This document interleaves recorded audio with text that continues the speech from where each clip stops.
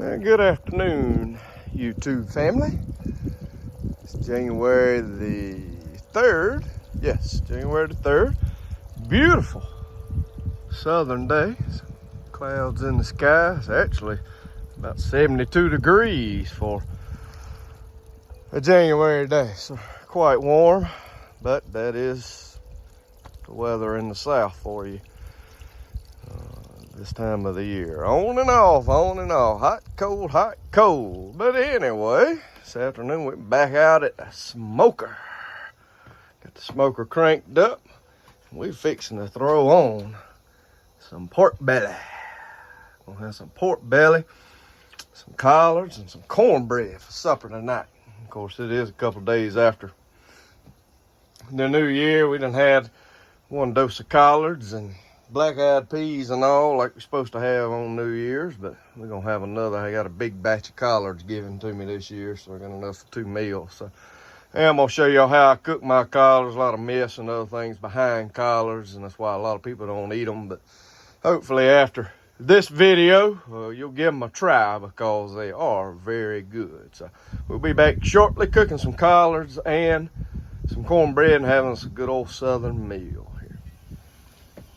All right, I got the pork belly on. This actually sliced. I didn't know it was already pre-sliced, but it's pretty good. I just have to watch it when I move it around here in the smoker. Pork belly I've got before was just in whole slab, whereas this is already sliced up. But anyway, it's gonna be good. It's another one of those cuts of meat a lot of people won't touch because of the name, but this is a very good cut of pork and meat here because so much flavor you put it on the smoker. It is so good. So be back in a little while doing a checkup on it. I'll let this go for probably about 2 hours and let it smoke, get some good flavor in it. So we'll be back with you shortly.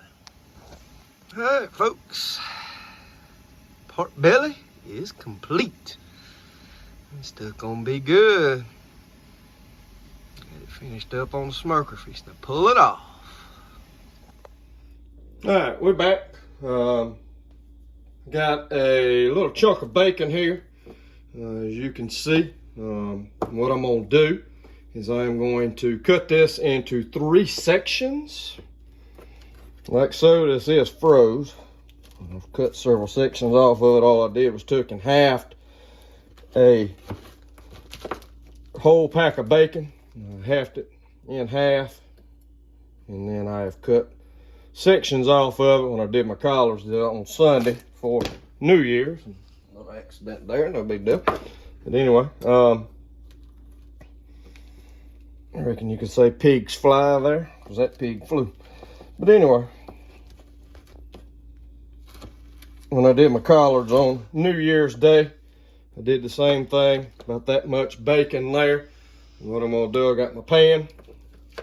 I'm gonna throw this in my pan. I got my pan on. I'm gonna start letting that render off. I'm gonna let that bacon render down there in the pan. Let it start to separate from where it is froze. I'm gonna let that bacon render down, get the fat and the grease and all going.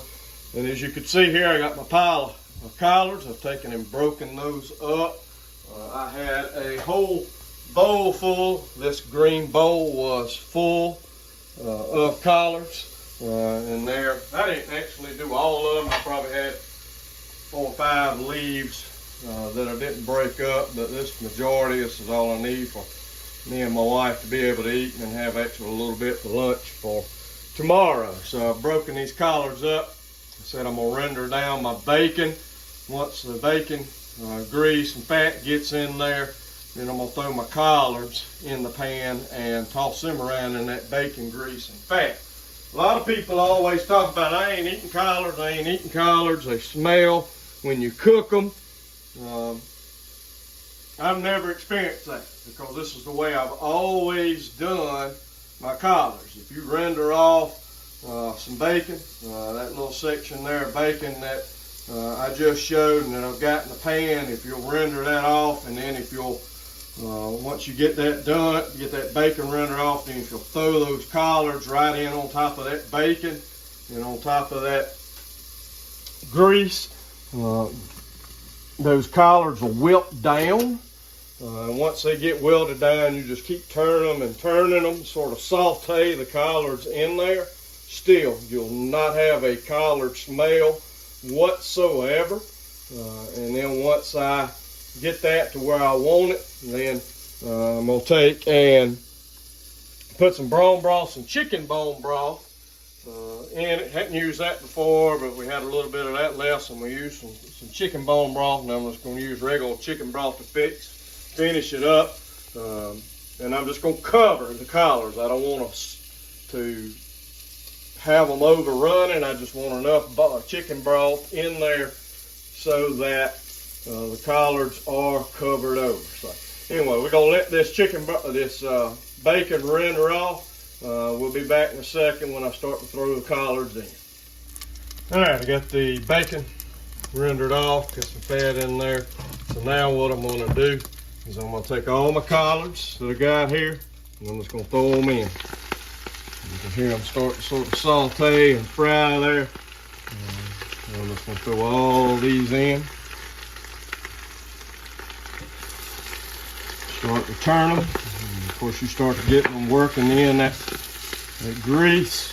And get that grease on them, they're gonna wither away. They're gonna start to fold down. You start seeing some of that grease coming through on them.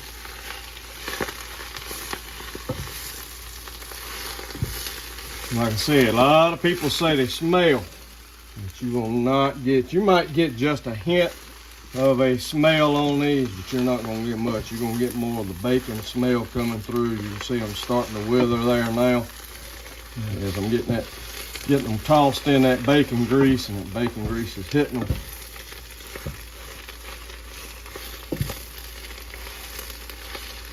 And you're sauteing these collards down.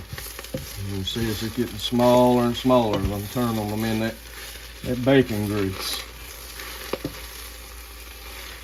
You can do this with cabbage too. A lot of times if I'm gonna cook some cooked cabbage, have some cooked cabbage, I'll do the same thing. Render that bacon down. And then once you render it down, put your cabbage in here. Saute that cabbage off. And you can see there, it's really, the amount of it has gone down there at that point. So I'm gonna throw the rest of my collards in that I've got here. Which ain't a whole lot, but I do have just a hair left. Got all those in. And I'm just gonna saute them. Like I said, just saute them off. Like I said, you can do your cabbage the same way. Cabbage don't have a whole lot of smell to it, but and I'm telling you this, any smell that you may get's a good smell coming off of these. But like I said, a lot of people have fear of eating collards, but you cook them this way, you won't have any kind of fear of eating a collard. So I'm gonna let these saute for just a few minutes, and then we'll come back and put chicken broth on. All right, I got the collards sauteed off. You can see they're pretty. A nice shine to them. So like I said, I'm gonna use this bone broth, chicken bone broth. And again, I do not want to drown these in the chicken broth. You hear that good sizzle there? You just want to put enough to barely cover, just like that. That's about all the liquid you want in them, is that much right there. You just want enough just to cook them down just a little bit. You don't want no mushy collards. That's one of the things my wife used to not eat collards, and that was because they got mushy. You don't want them to get mushy. All you want to do is cover them enough, cook them 15 or so minutes like that, let them heat up good in that chicken broth, and they'll be done. So you ain't got to cook them to death because we've already sauteed them and got them cooked off. So anyway, we're gonna let them cook 15 or 20 minutes. I got my cornbread mix ready. Nothing but cornmeal, egg, salt, sugar, a little avocado oil, and some regular milk. Didn't have no buttermilk. I usually try to make buttermilk cornbread. But anyway, I'm gonna start making some hoe cakes. We'll be back in a few minutes to show you the final product. All right, folks, we got it finished up. Got the collards cooked off. You can see there just a beautiful golden shimmer and shine to it. They look real good. They're gonna be real good cooked in that chicken broth, bone broth, and regular chicken broth. I'll let them slow simmer for about 15 minutes there. They're gonna be good. Got some hoecakes cooked off, and then that smoked pork belly that's smoked off. So that's gonna be real good. So don't be afraid to try these. I'm telling you, we've had very little smell, any kind of collar smell. If it was a good smell of that bacon cooking with those collards. And like I said, you don't have the smell that a lot of people primarily will say about collards. These ain't mushy because you have not drowned them in any kind of liquid. So they're not mushy, they're just right. So try those. Like I said, you can cook cabbage like that as well. Nothing to that. So anyway, we're gonna fix us a plate of food and eat us some supper. So hope you've enjoyed the video. Please like, subscribe, comment. More cooking videos, more farming videos, and other things to come. So I hope everybody's having a great new year so far. Thanks for watching. God bless each and every one of you, and we will see you in the next one.